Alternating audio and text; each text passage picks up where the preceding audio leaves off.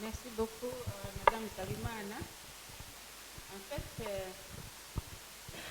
En fait, il faut.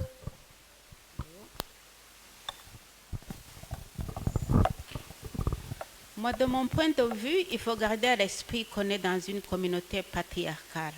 Et donc, savoir que nous travaillons dans ce système-là. Il faut aussi savoir que nos partenaires, les hommes, qui n'ont jamais appris les notions de genre et égalité de genre, et qui sont eux-mêmes les fruits de ce système patriarcal, ne sont pas nos ennemis.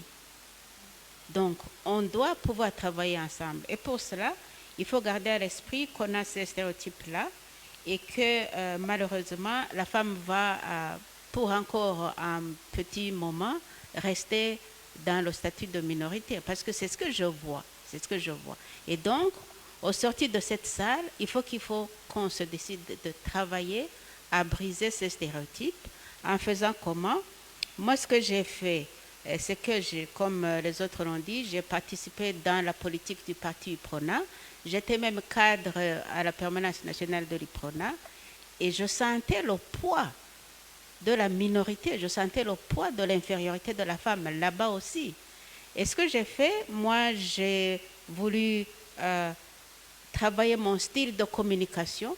Il ne faut pas aller confronter, il faut négocier, il faut communiquer sans violence, il faut écouter et puis prendre de petites mesures personnelles, mais négocier éviter la violence dans la négociation. Mais aussi, j'ai travaillé à me documenter. Il faut vraiment être bien informé, il faut connaître la loi, comme ça, quand ils vont vous attaquer, ils, ce sont les femmes, ce sont les hommes, quand ils vont vous attaquer, vous allez les opposer, la loi, vous allez les opposer ou leur opposer. Vous allez leur opposer l'information vraie, la loi, et donc ils vont se dire, ah, mais elle, on ne peut pas aller piétiner, non, non, non, on ne va pas, hein, Mouzira c'est ça. Donc, préparez-vous, soyez forte, informez-vous. Donc, comme Chantal le demandait, il faut être vraiment, rester combative.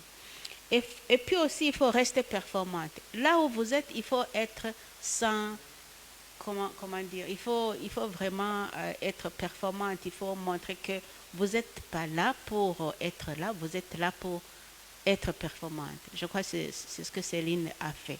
Donc, être performante là où vous êtes, ne rien lâcher sur vos valeurs et vos principes. Il faut savoir aussi dire non, parce que moi, ce que j'ai refusé, c'est un leadership de convention. J'étais responsable de l'information et de la propagande, je crois, au parti. J'étais responsable de la production de tous les écrits, j'étais responsable de l'imprimerie du parti. Mais à un moment donné, on a fait un congrès, on a dit, voilà, le comité central, ça va être ceci, et il faut une délégation de 3 personnes, 3 femmes pour être au comité central.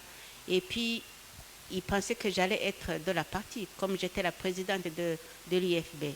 J'ai dit non, il n'est pas question que je vienne au comité central du parti, je dois rester autonome, je dois garder ma liberté pour pouvoir parler pour les femmes.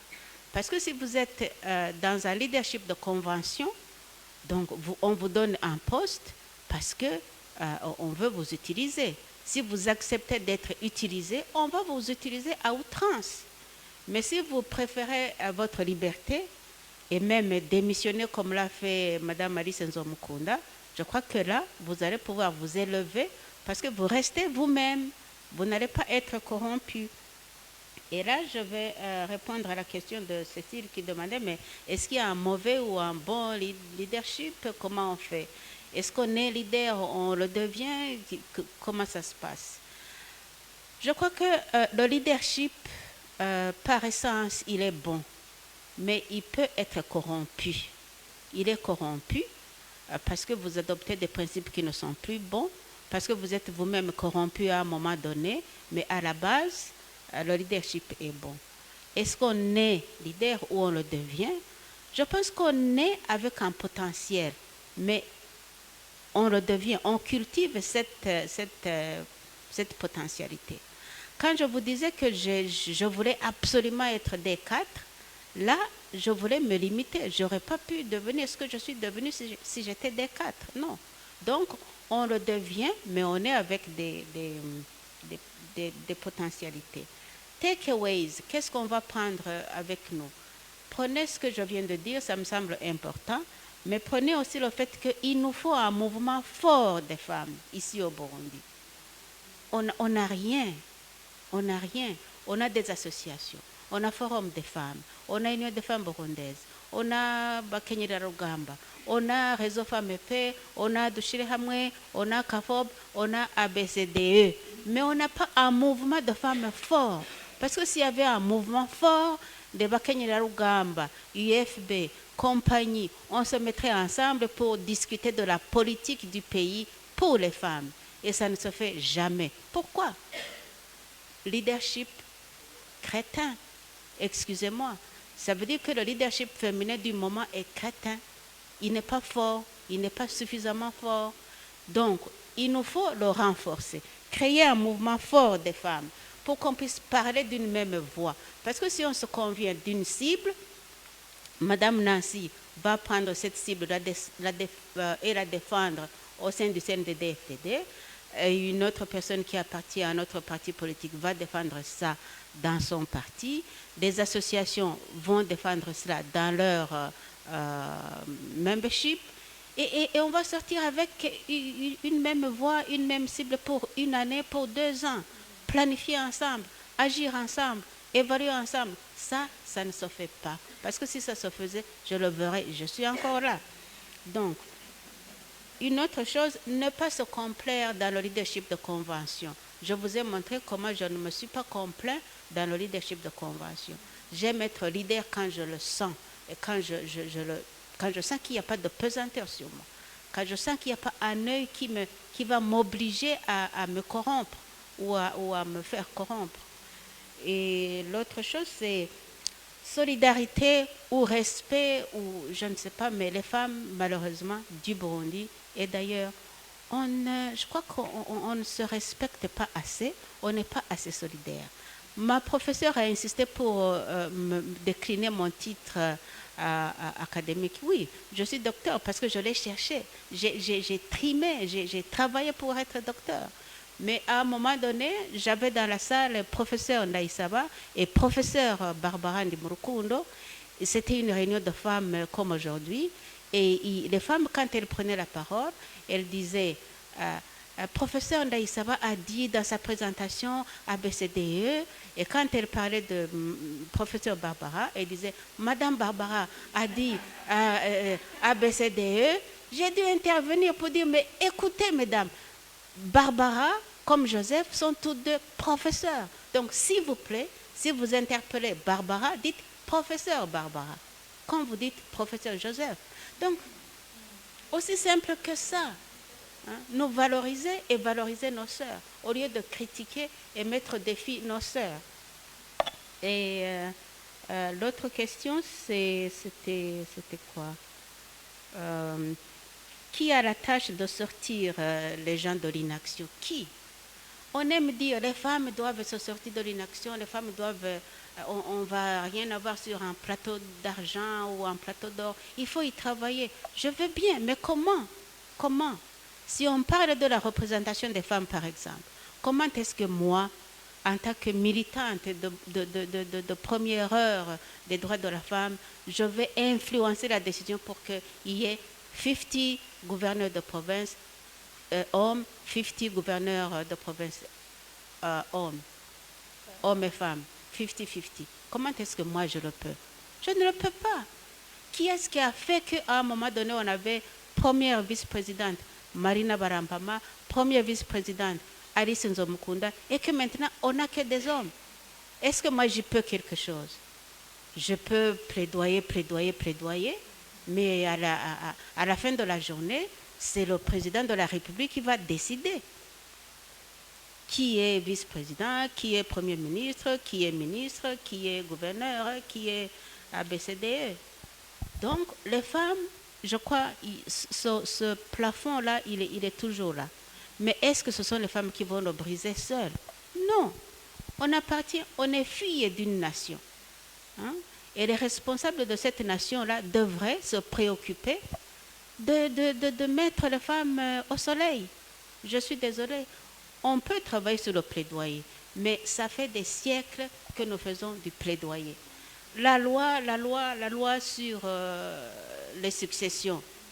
Moi, je suis une preuve vivante des efforts qu'on a fait. On a sué. À l'époque, on utilisait des stencils, mesdames et messieurs, des stencils. Cette loi-là, le projet était dactylographié sur stencil. À l'initiative de l'UFB, on a fait travailler des collègues comme les avocates d'aujourd'hui. Elles ont travaillé, elles ont bossé, elles ont produit quelque chose. On a invité les experts des ministères pour discuter. Tout le monde a contribué. J'ai des choses sur stencil maintenant, qui sont là, toujours là. Et la loi a été mise sur stencil, elle a été portée religieusement au ministre de la Justice. C'était en 1980. Qu'est-ce que les femmes n'avaient pas fait? On avait travaillé, dur. Mais il n'y a pas cette loi aujourd'hui. Moi, j'étais expert genre de ONU Femmes en 2001, 2002, 2003, 2004. C'est au cours de ces années-là que le pays s'est doté d'une politique nationale genre. C'est au cours de cette politique-là que ma petite sœur Josée et les autres ont appris ce qu'était le genre et le développement au service de l'égalité et de l'équité. C'est à cette époque-là qu'on a eu un autre projet, avant-projet de loi sur les successions, tout ce qui va avec.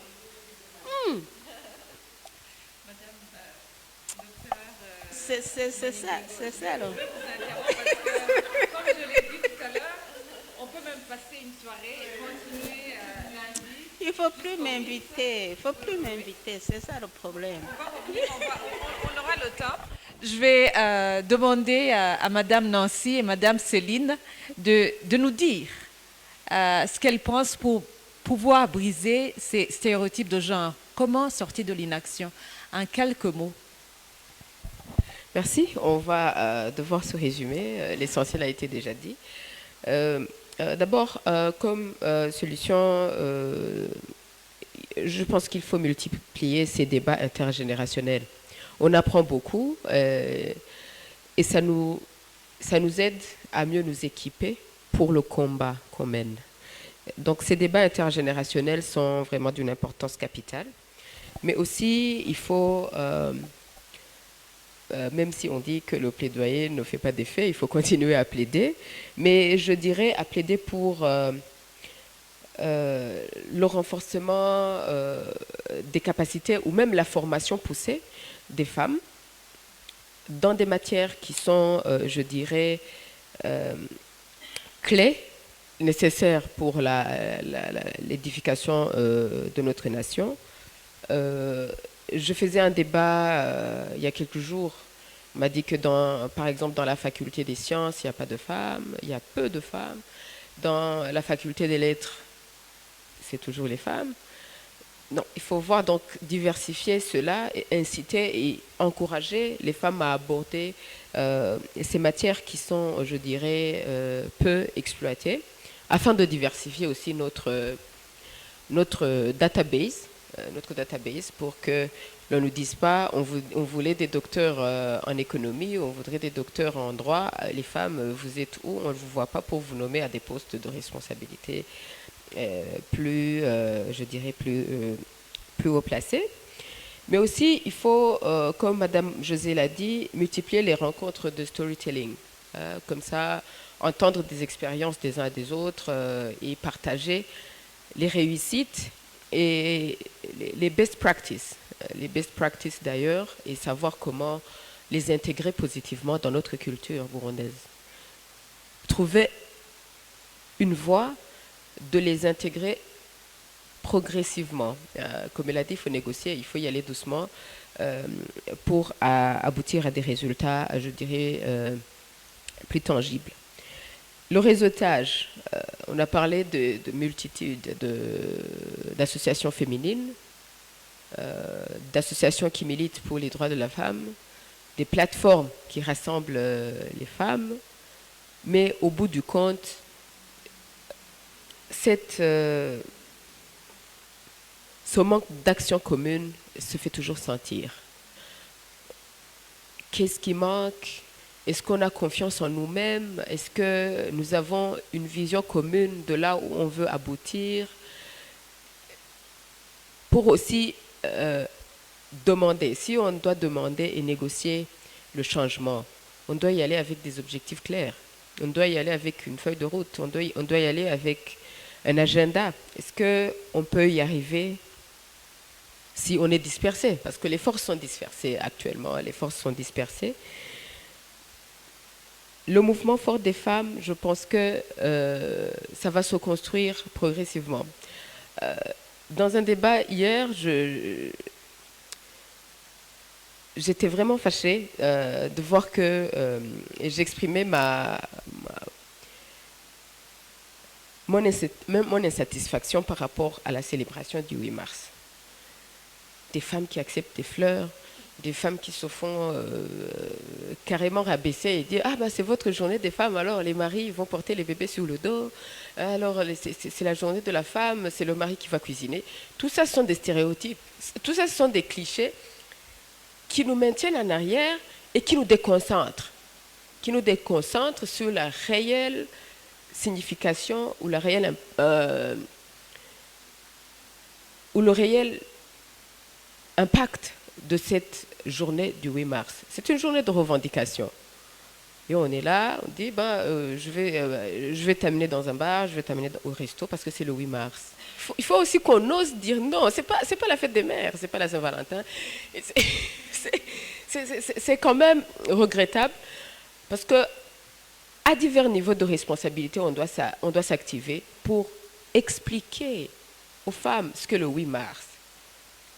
Ce cadre, je suis vraiment très contente de ce cadre. On échange, on est en train de parler de comment sortir de l'inaction, de comment relever les défis qui nous lient dans la situation d'infériorité, comme on a dit, ou dans la situation d'arrière-garde. Donc c'est important de savoir le 8 mars, qu'est-ce qu'on demande. C'est une journée qu'on célèbre avec beaucoup d'éclat.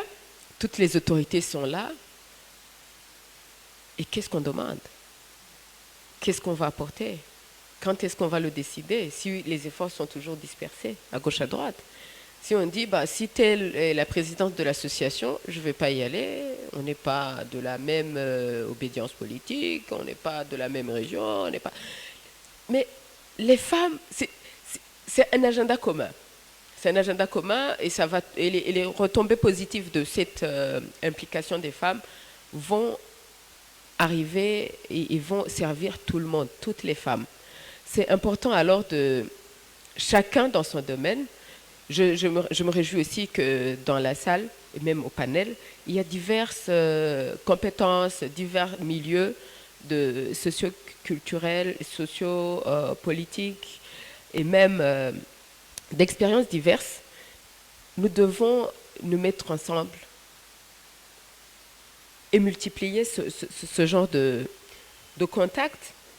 Comme ça, on va avoir, comme Maître Elsie l'a demandé, mais qu'est-ce qu'on va rentrer? On va rentrer avec quel bagage? Et après, on va se retrouver le 8 mars de l'année prochaine, on va avoir un autre thème, on va parler. Ou est-ce qu'on se fixe à un truc, on dit, OK, vous qui êtes là, faites ceci, faites cela, on